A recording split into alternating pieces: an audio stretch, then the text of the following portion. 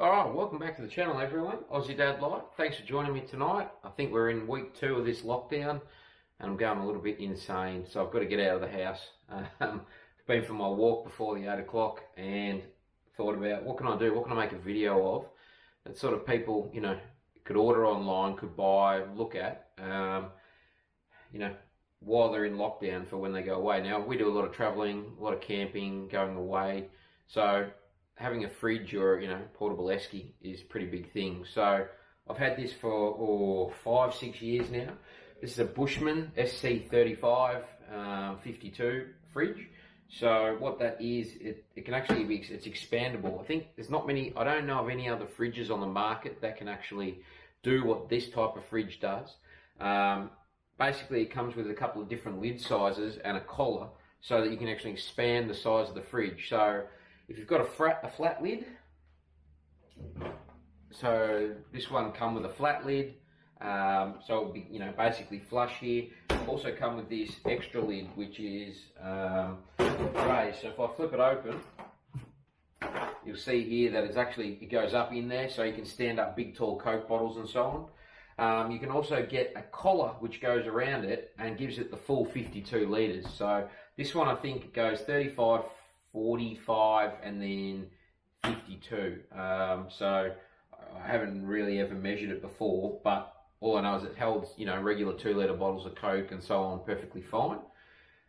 It's a fridge freezer, so it's not a dual zone, it's all just one. So if you put the temperature down to the negatives, it will freeze the lower half, and then you can put things on top, you can stack things. I've used a lump of plywood in the past to sort of separate out the freezer versus the the cooler part, just the regular fridge. So I picked this up off Gumtree, like I said, about 5 years ago for $600.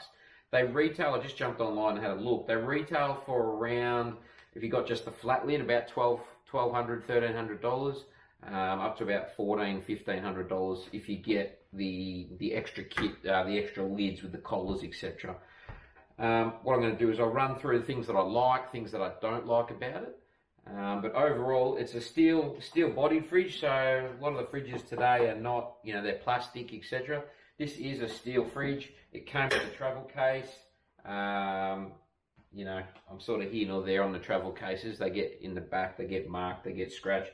It's held up pretty well in the scheme of things. I do like it's got the mesh, so where all the fans and sucking into the air and where it can get hot, it's all cleared away, so you're not having to worry about your fridge overheating unless you stack everything up against that. It does have the plastic handles on this model. The newer models have steel handles, but like I tie it down to this in the back of my truck. I've got it on a slide-out tray, and it doesn't move anywhere. And I've never ripped these off or anything. And the fridge doesn't bounce around or move. The other thing that I don't like is the connector. So all it uses is this little, you push it in. There's no clip or anything along those lines. I have had it rattle out once or twice. So, normally I try and put things up against the back of this to stop it from rattling out. That was sort of before I had it permanently mounted down in the car in a certain spot. If it would wiggle around, it would then pop this out. I've thought about putting like a dab of super glue in it and then just jamming in there and then sort of forgetting about it, but I haven't sort of gone down that path yet. So it just sits in this little slot down in here, ready to go. Now, I haven't turned this on, I've pulled it out, it's just been sitting here in the garage. I put I think it's a Merit connector on the end of it and hooked up my car to have all Merit connectors because it was using just a regular cigarette lighter socket, which, as everybody knows, aren't any good long term. They place a lot of load on, and people talk about fires and shorting out, etc. So I just spent the 20-30 bucks and rewired it myself. It also came with a power pack, so I can run it off 24 volt, off 240 volt, as opposed to just off the 12 volt in the car. Now, I'll flick it on. Alright, so what I'll do is I'll bring you in, I'll show you where the controls are. One good thing about this is it's got a hard plastic cover, and surprisingly it hasn't cracked or broken, and I've thrown all sorts of things on it over time. Now, I haven't turned this on at all. It's been completely off, just sitting here in the garage. Flick it on. It tells me it's at -16. Not sure if you can see that there with the camera or not. If I want to set it to whatever I need, I just hold the set button. It's set at 2 degrees at the moment, so if I wanted to go up or down, you know, you just press the up or down button. Now max cool, if you press that, it'll do it, sort of engages like a turbo mode, you could say. And if you want it to be in degrees or Fahrenheit, just press that. Now when it reaches the temperature, it goes into an energy saving mode. Now what I'll do is I'll just flip the lid down and leave it. Now it cools down really quickly, normally. So, like I mentioned, the energy saver is a pretty cool thing as well. So once it reaches it, it just ticks in and out as it needs to, drawing less load on the battery. Now, I've never measured how much load it pulls or anything along those lines. I've got a 110 amp hour battery in my car, which theoretically, running, you know, full tilt in hot weather, I should get at least two to 3 days before I would need to charge the battery in that. So I've never run the battery flat with that particular model in it and the car. I do have a solar panel, not blanket, you know, board that I fold out and plug in, so I never really have to worry about it. And this thing can then run 24/7, and I never have to worry about having warm drinks to have to muck about with ice, you know, anything along those lines. So what I'll do is I'll give you a quick look inside the fridge. Nothing special about it. It's literally just comes with a wire basket, as you can see. Now excuse the sort of the state of it, it's a bit dirty. Like I said, I haven't used it for a little while. And you know, you can lift that in and out. And with the big lid, I just leave the big lid on now. I don't worry about the little flat lid, just because it's easier. You know, we go away, we've always got drinks in the fridge for the boys, ourselves, etc. It's got steel catches, no plastic catches. These screws have never come loose, never come undone. They stay locked up. It's obviously got a little rubber seal around it on the inside, which keeps the heat in. Now, one of the other, probably the coolest features of this fridge, which I didn't know about until I was doing some research on it, is if your controller goes flat. Now, the other thing is, with this controller, it does run off 2 AA batteries, but they last like forever.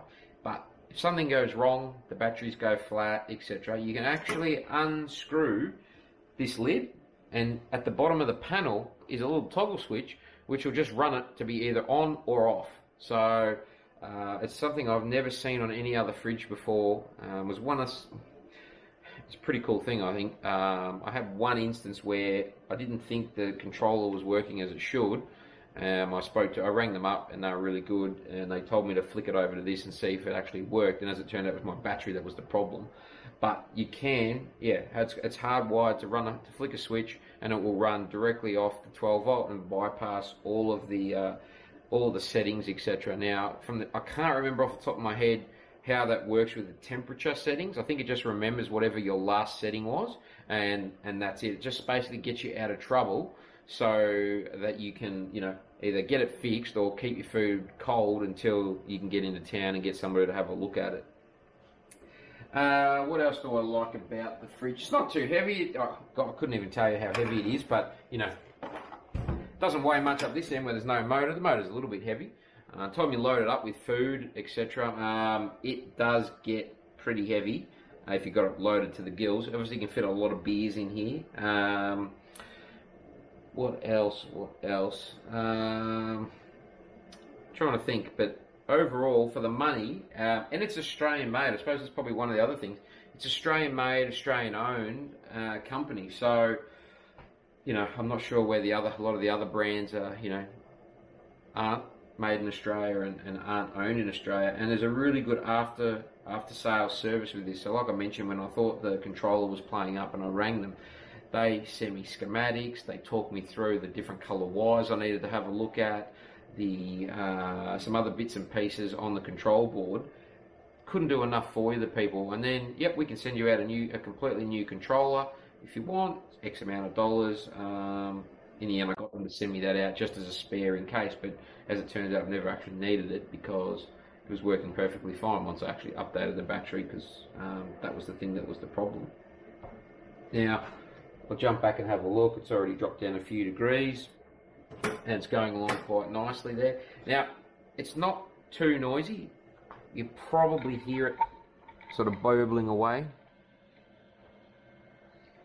But like I said, once it reaches 10, it just shuts itself off, and then you only hear it occasionally when when it needs to kick in and keep the things ticking over. It's got a little sensor in the fridge itself, so it knows where the temp is.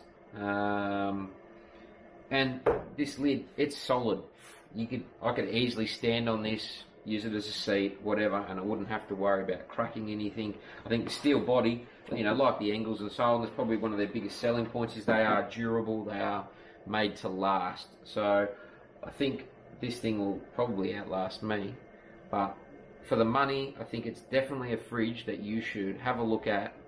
Take the time. They're not in a lot of shops. You've got to do a bit of online searching around for a shop that will have some of these in stock. Like, they're not in BCF, they're not in Anaconda, they're in your sort of select or boutique camping and outdoor stores.